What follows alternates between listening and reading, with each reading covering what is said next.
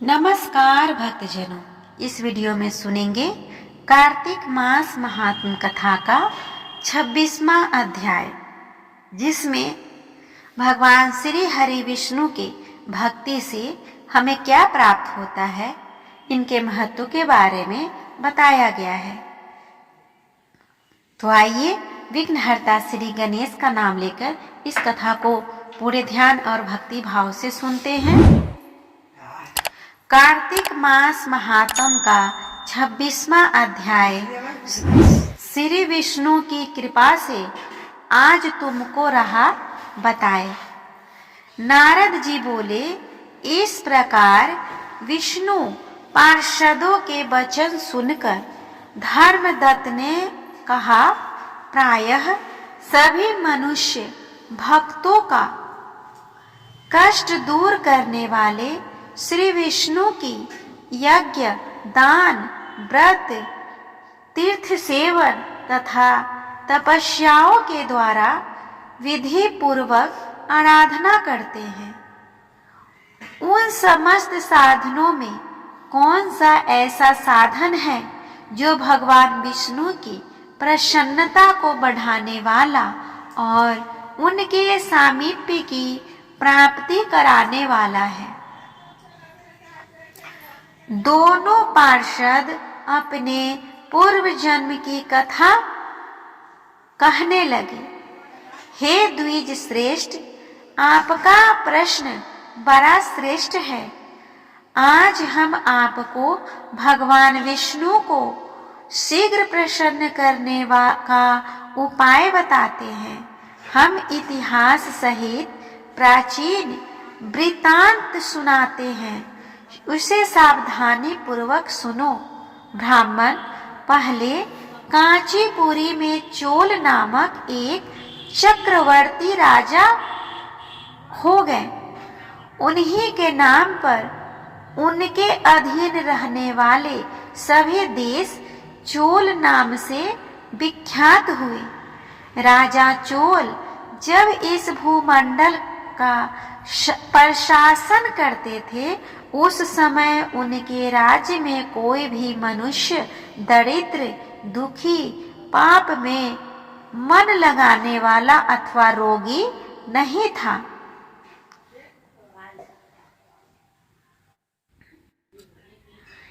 एक समय की बात है, राजा चोल अनंत शयन नामक तीर्थ में गए, जहाँ जगदीश्वर भगवान विष्णु ने योग निद्रा का आश्रय लेकर शयन किया था। वहां भगवान विष्णु के दिव्य विग्रह की राजा ने विधि पूर्वक पूजा की। दिव्य मणि, मुक्ता फल तथा सुवर्ण के बने हुए सुंदर पुष्पों से पूजन करके साष्टांग प्रणाम किया। प्रणाम करके ज्यों ही बैठे, उसी समय उनकी दृष्टि भगवान के पास आते हुए एक ब्राह्मण पर पड़ी, जो उन्हीं की कांची नगरी के निवासी थे। उनका नाम विष्णुदास था।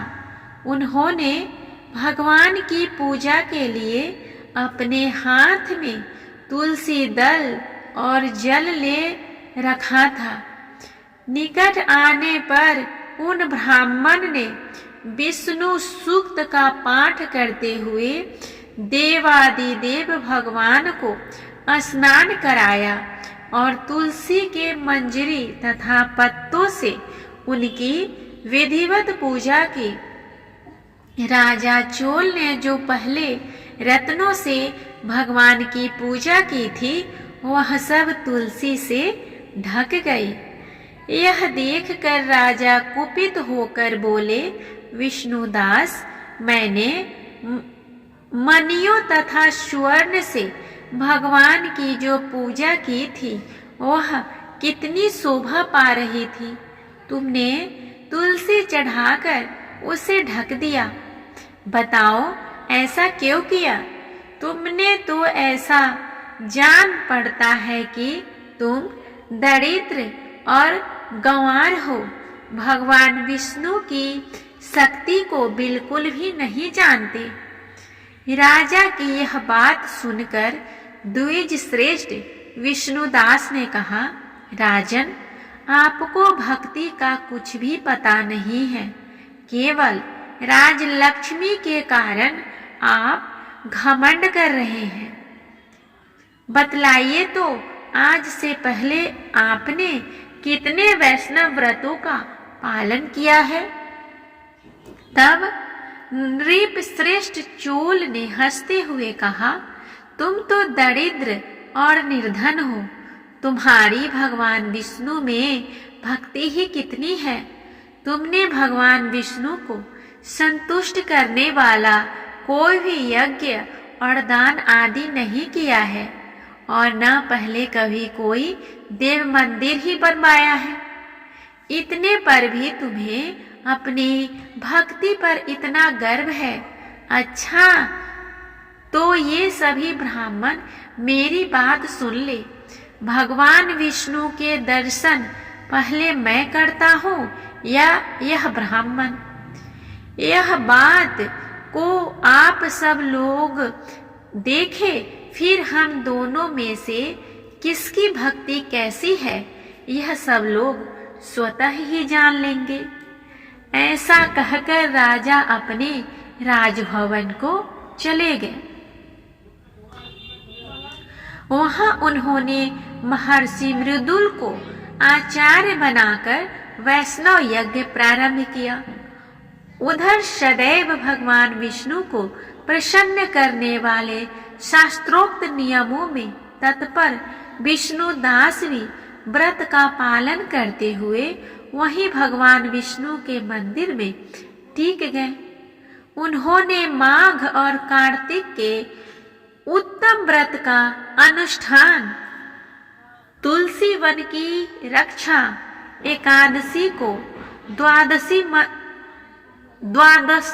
द्वादशाक्षर मंत्र का जाप, नृत्य, गीत आदि मंगलमय आयोजनों के साथ प्रतिदिन षोडशोपचार से भगवान विष्णु की पूजा आदि नियमों का आचरण किया।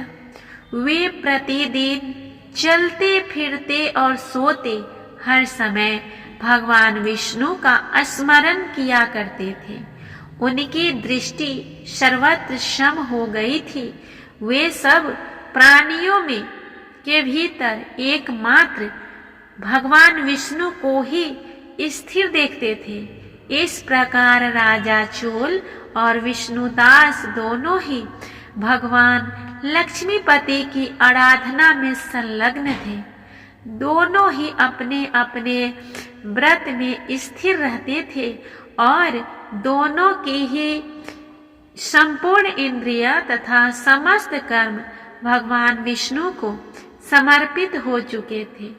इस अवस्था में उन दोनों ने दीर्घकाल तक व्यतीत किया। पार्षदों ने कहा, एक दिन की बात है। विष्णुदास ने नित्य कर्म करने के पश्चात भोजन तैयार किया, किंतु कोई छिपकर उसे चुरा ले गया।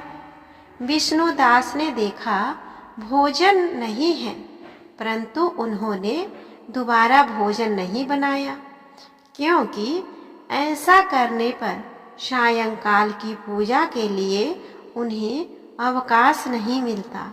अतः प्रतिदिन के नियम का भंग हो जाने का भय था।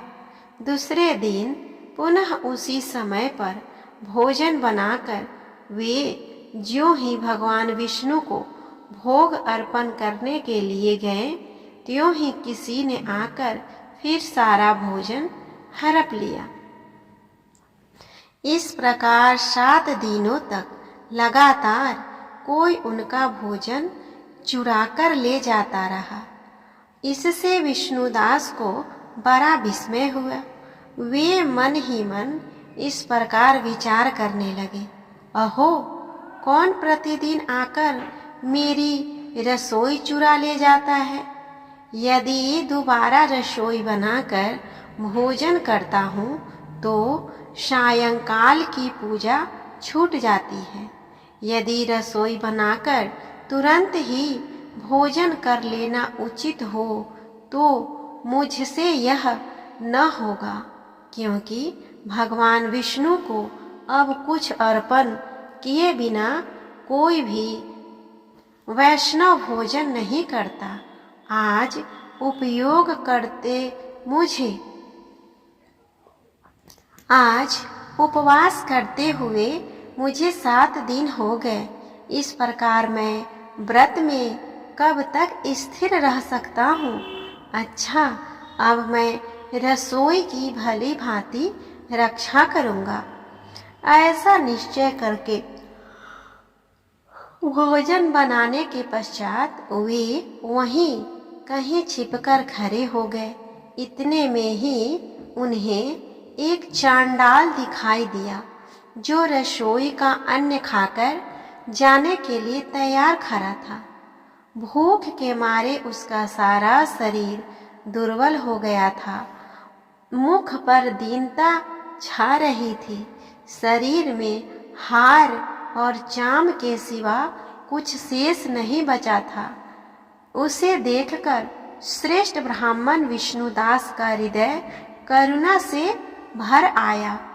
उन्होंने भोजन चुराने वाले चांडाल की ओर देखकर कहा, भैया जरा ठहरो ठहरो, क्यों रूखा सूखा खा रहे हो?